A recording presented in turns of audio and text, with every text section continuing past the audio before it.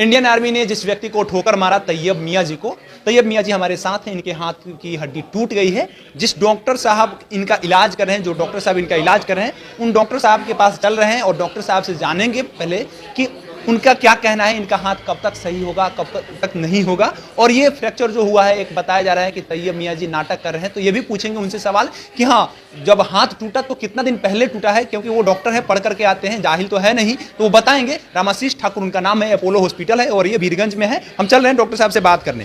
ठोकर मारा तैयब मियां, जिसको इंडियन आर्मी ने ठोकर मारा, वो आदमी आपके हॉस्पिटल में आया। एक आरोप ये लगाया जा रहा है और आर्मी साहब का ये बात कहना है कि ये जो हड्डी फ्रैक्चर हुआ है, ये नाटक कर रही है, बहुत पहले का है। अब तो इसका ऑपरेशन किए हैं तैयब मियां जी का। आप बताइए कि इसमें पूरी सच्चाई क्या है? नहीं, देखिए, ये पुराना फ्रैक्चर नहीं है ना, ये रिसेंट ही फ्रैक्चर है।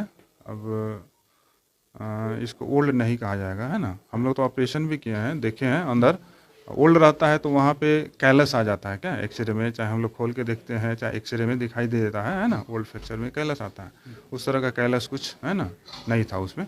रिसेंट फ्रैक्चर ही है। रिसेंट फ्रैक्चर है। लेकिन एक सवाल ये है कि ये जो आए हैं तो इनके कौन हाथ में हुआ है और कब हुआ है, एक अप्रोक्सीमेट डेट बता सकते हैं आप?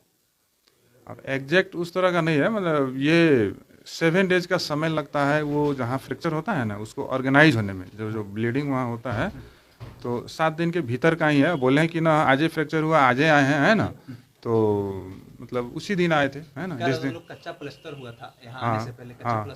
कच्चा प्लास्टर था। हाँ। तैयब मियां एक मजदूर आदमी है, मजदूरी करके अपने 2 वक्त का खाना जुटाते हैं। हमारा सवाल सीधा ये है कि तैयब मियां का हाथ कब तक सही होगा, ताकि वो फिर से मजदूरी करके अपने बाल बच्चा को खिला सके? कब तक पूरा सही हो जाएगा उनका हाथ? अच्छा, देखिए, जब ऑपरेशन होता है ना हड्डी का, तो इसमें मिनिमम हम लोग 6 वीक्स है ना, 1.5 महीना का समय है ना, करीब करीब लगता है। 45 दिन। हाँ, 45 दिन। उसके बाद में चेक एक्सरे हम लोग देखते हैं कितना हीलिंग हुआ है, पेशेंट को कितना कंफर्ट है, उसके बाद में ही उसको काम करने के लिए हम लोग बोलते हैं, अनुमति देते हैं। हाँ, अभी 1.5 महीना तक उसको कुछ करने की अनुमति नहीं है। प्लास्टर वगैरह होगा, पक्का प्लास्टर होगा कि वो जो आप ना, लगा करके? हाँ, वो उसमें प्लेट लगा हुआ है। अच्छा, प्लेट लग जाने के बाद, हाँ, मतलब हाँ, हाँ, स्क्रू, आसान भाषा में कहते हैं स्क्रू लगा है। हाँ, स्क्रू और प्लेट लगा हुआ है, तो अंदर से वो मजबूती है।